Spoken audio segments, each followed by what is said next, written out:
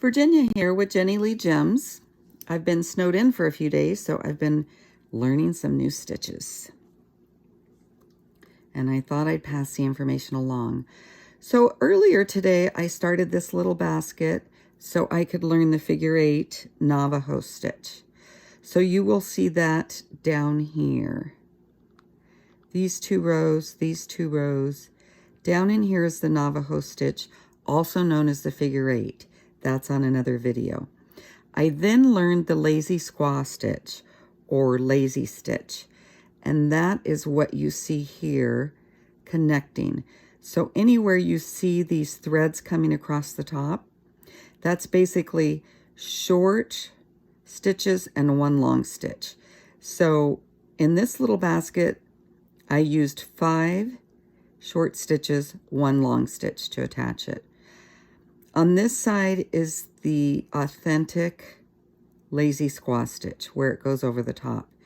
Now on this side, I worked with the lazy squaw stitch, but I used the Navajo or figure 8 stitch to attach it to the coil below. So it just gives you a different effect, a different look. So that's just FYI, and I have the videos posted. You can look at those. I'll link them below this video if you want to learn how to do those. You probably have to at least learn how to do the lazy squaw to do the Mariposa stitch, and that's what I'm going to show you next. So this is called the Mariposa or Mariposa, as you say in Spanish, and that means butterfly, which is a beautiful little stitch. So see how you have this knotted effect here? I'm going to show you how to do that. So lazy squaw is you just wrap some short stitches. In this case, I'm doing about 6 or 7 now because the basket has gotten longer or larger, and so the rows have gotten longer. So that's what I need, about 6 or 7, and I'm trying to match up with my markers below, which are my long stitches. So that looks about right. So several short stitches, 1 long stitch, connecting it down with the row below by basically going over the row below. You see how I connected that down below? So now, if you were just going to do the lazy squaw, you go back up and you start wrapping. But we are doing the Mariposa stitch. So we're going to come up to the left side, pull over to the right side, and go down, creating a knot, and then go back up and wrap, just as you normally would. You see that? Wrap as you normally would for the lazy squaw. Now I'm doing a few more stitches, more than I had to do on the bottom because the basket has gotten a little bit longer. So again, I will go down just to follow my pattern. I've been going to the left side of the long stitch on the row below.